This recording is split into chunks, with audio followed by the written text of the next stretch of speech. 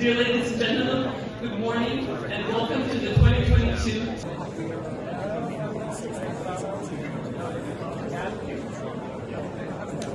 Country Turkey.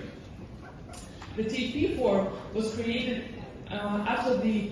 We are delighted to welcome almost 300 participants from 131 partner financial institutions from 41 countries. That's a lot of good bankers in this room. Over the next 2 days, together with our speakers and our business partners, we will discuss the latest trends and developments of the Taipei business for their friendship and continued support. We're also very fortunate to have such generous backing from our local partners, Akbank, Alternative Bank, Burgan Bank, Dennis Bank, TEB, and TSKB, which have been carefully ordered in alphabetical order so that no one feels aggrieved. Thank you very much to the Turkish banking sector for your sponsorship. Taipei Economic and Cultural Mission in Ankara for his opening remarks. Unfortunately, Representative Huang walks out from the gloom of the pandemic. The war on Ukraine and other authoritarian aggressions have exacerbated geopolitical tensions. Global supply chain and price stability have thus been significantly disrupted, further affecting the well-being of our global community. At such turbulent times, decision makers like ourselves are tasked with even more responsibility to steer our policy towards the right track.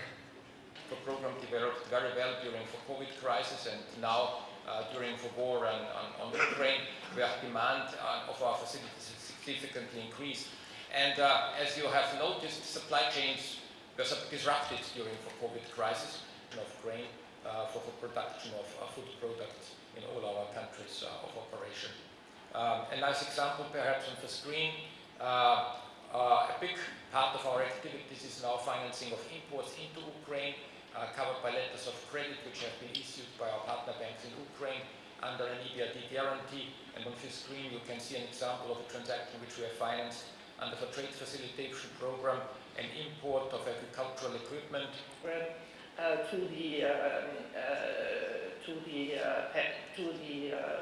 Also from the governments and the government agencies. Our strategy is to grow our business and to enhance the cooperation actually with our partners, which is very... So our success under the program has been recognized by EBRD several times, in fact, and this year, for the fifth consecutive time, we have been awarded as the most active issuing bank in Turkey under the TFB. So, closing my words in the interest of time, of course, I would like to emphasize that Alphabet Bank will remain focused on trade finance, both on exports as well as from import side.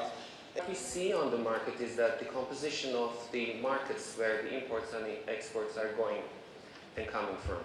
So on the export side, Europe has always been the, so to say, the king for Turkish exporters. It's always the European markets, and still for many years it's been hanging tight in around 40% levels. In the past, not in the past, maybe in the recent past, or still, Europe is the main market for Turkey, especially for the exports. But now, from the clients' demands, we see some other markets added in their requests. These are sometimes South America or Africa. These are the new markets for Turkey. So we see that diversification right now, which is parallel to Turkey's strategy, because Turkey's strategy is to add new markets, and these are new things for the country. Well, thank you, Anna. First of all, thank you for arranging this great event and inviting us to this panel.